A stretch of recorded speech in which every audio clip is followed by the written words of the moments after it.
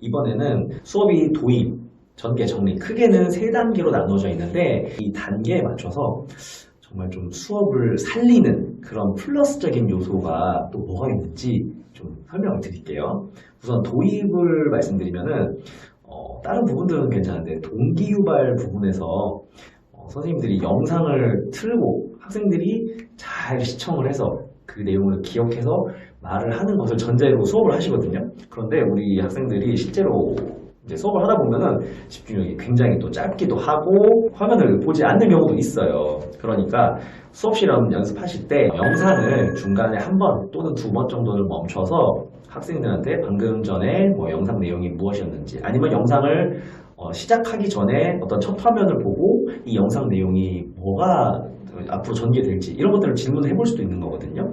초등 같은 경우에는 동기 유발에서 많은 선생님들이 동영상 촬영보다는 실물을 사용하기를 권장을 하고 있어요.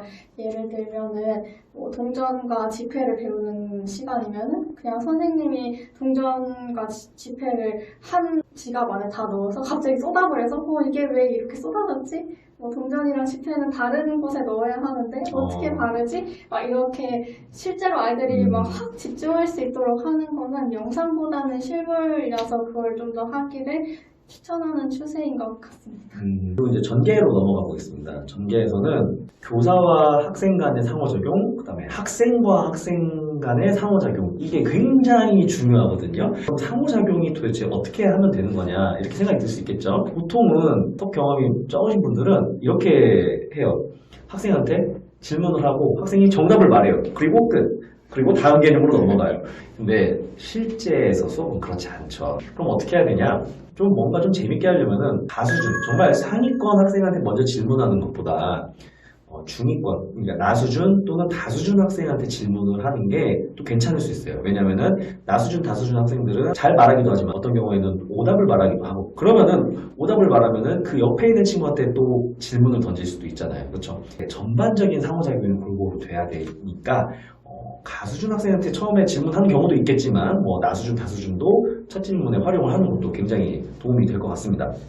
제가 생각했을 때도 활동이라서 중요한 거는 학생의 경험과 연계하는 것이 되게 중요한 것 같아요. 그래서 오늘 배우는 수업 내용과 관련된 학생의 경험을 묻는다던가 아니면 학생의 사진을 준비해서 학생들이 확 집중할 수 있게 한다던가 하는 요소들을 넣으면 좋을 것 같다는 생각을 했습니다. 그리고 이제 아이들과 상호작용을 하면서 어떤 개념에 대해서 배웠다면은 마지막에 활동 1을 정리할 때 교사의 말로 어느 정도 정리를 하면서 활동 1을 마무리해주는 게 활동 간의 전의를 드러내기도 좋고 아이들이 구조화해서 지식을 이해하는 데도 도움이 될 것 같다는 생각을 했습니다.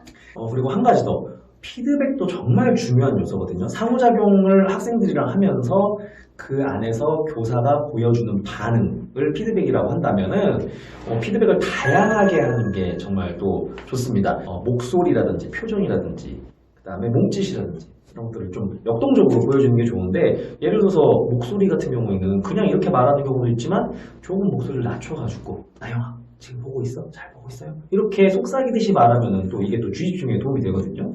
그 다음에 뭐 기계적으로 그냥 잘했어요만 하고 끝내는 게 아니라 잘했다고 하면 손가락을 펼쳐서 뭐 이렇게 하이파이브를 하는 동작처럼 보여준다든지 아니면 애들이 정말 의도치 않게 너무 잘 말하는 경우도 있거든요. 그러면 정말 놀란 표정으로 이걸 어떻게 이렇게 잘 생각했어요? 라고 얘기를 해줄 수도 있겠죠.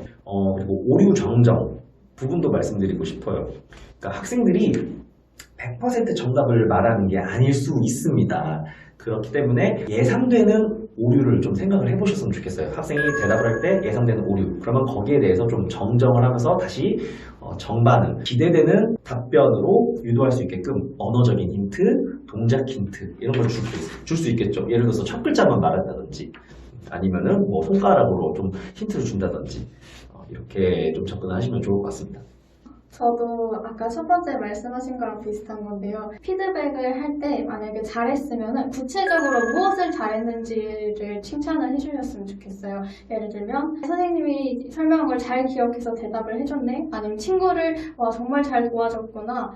아니면 정말 기발한 생각을 했네? 이런 식으로 왜 이 학생이 이거를 잘 했는지에 대해서 설명을 해주셨으면 더 좋겠어요. 디테일하게. 오류에 대해서 학생이 만약에 말을 했다고 하면은 또 그것도 마찬가지로 교사는 수용적인 태도를 가져야 하잖아요. 그래서 이거를 다시 알려주기 전에 자신감 있게 잘 얘기해 주었어요. 그런데 이 부분에 대해서 선생님이랑 다시 살펴볼까요? 이런 식으로 해주시면은 더 좋을 것 같다는 생각을 했습니다. 그렇죠.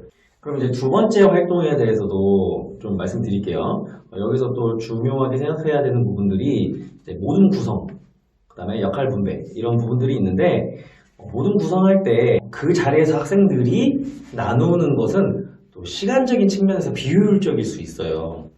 차라리 이번 달 모둠 대형으로 움직여 주세요 라고 한다면은 학생들이 그 모둠 대형을 알고 있다고 가정하고 이동이 다 마쳤다는 것을 이렇게 수업으로만 보여주면 되는 거니까 그렇게 접근하시는 게 효율적일 것 같고요. 그 다음에 역할 선택은 또 요즘에는 자발적으로 선택할 수 있도록 자기결정 관련해서도 조건으로 나오는 경우가 있거든요. 그러니까 역할 선정에서 그런 조건들이 있다면은 그런 부분들은 학생들이 좀 서로 결정하는 모습을 보여줄 수 있으면 좋겠죠. 그리고 모둠 활동을 하면서 결국 학생들이 어떤 자기 역할을 가지고 활동을 하는데 이때 교사는 옆에서 보고만 있는 게 아니라 모둠별로 돌아다니면서 순회지도가 꼭 필요합니다. 순회지도라는 것은 옆에 다가가서 학생들이 잘하고 있는지 봐주는 거고 못하고 있으면은 그 부분을 잘할 수 있도록 어떤 힌트라든지 추가적인 정보를 제시하면서 어떤 원하는 결과를 만들어낼 수 있도록 돕는 거라고 생각하면 되거든요. 그래서 한 자리에 고정된 상태로 가만히 계시지 마시고 두 모둠이 있다고 하면은 각 모둠에 이렇게 좀 더 다가가서 질문도 해보고 잘하고 있는지도 보고 혹시 어떤 부분이 어려운지도 질문해볼 수 있겠죠. 분명히 또 그런 부분에 대해서 예상을 해서 이런 게 잘 안 되고 있어요. 그럼 이렇게 한번 해볼까요? 라고 정정해 준다면은 더 구체적이고 현실적인 수업 모습을 보여줄 수 있을 겁니다. 혹시 또 활동 이 관련해서 또 말씀해 주실 거 있나요? 초등에서는 주로 공동작품 만들기를 많이 해요. 그 외에도 여러 가지 들어갈 때 가군의 학생이 나군이나 다군 학생을 도와주는 요소를 넣을 수도 있고요. 또 선택의 기회를 제공해서 재료를 선택할 수 있다던가 역할을 자기가 선택해보게 한다던가 그런 요소들을 넣으면 참 좋을 것 같아요. 그리고 이렇게 하고 난 다음에 발표를 시키는 경우가 되게 많아요. 그러면 발표를 할 때 발표하는 학생의 태도도 매우 중요하겠지만 그거를 듣고 있는 학생들도 방치하지 않고 경청할 수 있도록 먼저 안내도 해주고 가영아 나영이는 어떻게 얘기했어? 이런 식으로 질문도 해주면 참 좋을 것 같다고 생각했습니다. 네네. 자, 그리고 이제 정리 단계에서 또 중요한 포인트를 짚어보자면 일단 근데 정리 단계는 앞에서도 제가 말씀드렸듯이 시험에 잘 나오는 단계는 아닌데 또 모르는 거잖아요. 그래서 이제 좀 말씀을 드리면은 정리 단계에서 이제 형성평가 단계가 있잖아요. 그렇죠? 네. 형성평가 할 때는 아이들이 학습 목표에 도달했음을 알게 해주는 질문을 수준별로 개별적으로 해주면 좋을 것 같다고 생각했어요. 그래서 다 도달했다고 보면은 거기에 대해서 간단하게 배움 열매 하나를 붙여줄게요. 이런 식으로 강화를 또 다시 제공해주는 그런 형태로 진행하면 좋습니다. 가정과 연계 측면에서도 좀 과제를 제시한다든지 아니면 그냥 과제가 아니더라도 부모님께 이런 사실을 알릴 수도 있는데 예를 들어서 활동 2에서 보고서를 만들었다. 그러면 이 보고서 그냥 혼자만 보고 놔두기는 아깝잖아요. 그러면은 그 보고서를 사진으로 찍어서 학급 게시판에 올려줄 수 있겠고요. 교사가 올릴 수도 있겠고 학생들이 스스로 올릴 수도 있겠죠. 그러면은 그렇게 올린 것들을 부모님과 보면서 오늘 뭘 공부했었는지 이렇게 공유하는 시간을 좀 학생들한테 언지를 해주면은 그것도 괜찮은 방법이라고 생각이 들고요. 또 어떤 결과물을 만들었다. 프린트로 된 결과물을 만들었다. 그러면은 그것을 버리는 것도 아깝잖아요. 포트폴리오 자료집 여기에다가 끼워 넣어주세요 라고 말을 해주는 것도 괜찮은 방법일 수 있다고 생각이 듭니다. 초등 같은 경우에는 수업 중에 실천 카드 같은 걸 만들었으면 집에 가서도 실천해보고 부모님에게 도장 받아주세요 이런 식의 안내를 해주면 좋을 것 같아요. 그리고 이제 차시예고에 대해서 말씀드리면은 차시예고를 그냥 제시하는 것보다는 어떤 좀 PPT로 화면을 제시하더라도 그 화면의 반절을 가린다든지 좀 궁금증을 유발할 수 있는 상황을 제시한다든지 그렇게 보여주면은 학생들이 또 이제 다음 학습 내용에 대해서 기대감을 갖고 수업에 또 참여할 수 있으니까 좀 그런 궁금증을 유발할 수 있는 포인트를 만들어 주시면은 어떨까 생각합니다. 이렇게 해서 교수 학습 과정에서 수업을 살리는 플러스 요소를 같이 살펴봤는데요. 저희가 사실 또 이번에 수업 실현 책을 하나 냈습니다. 수업의 정석이라고 해서 수업 실현과 관련된 모든 그런 팁들을 담았거든요. 종이책은 북크크라는 사이트에서 팔고 있고요. 또 이북도 저희가 냈거든요. 그래서 교보문고나 알라딘 이런 사이트에서 또 이북으로도 만나보실 수 있습니다.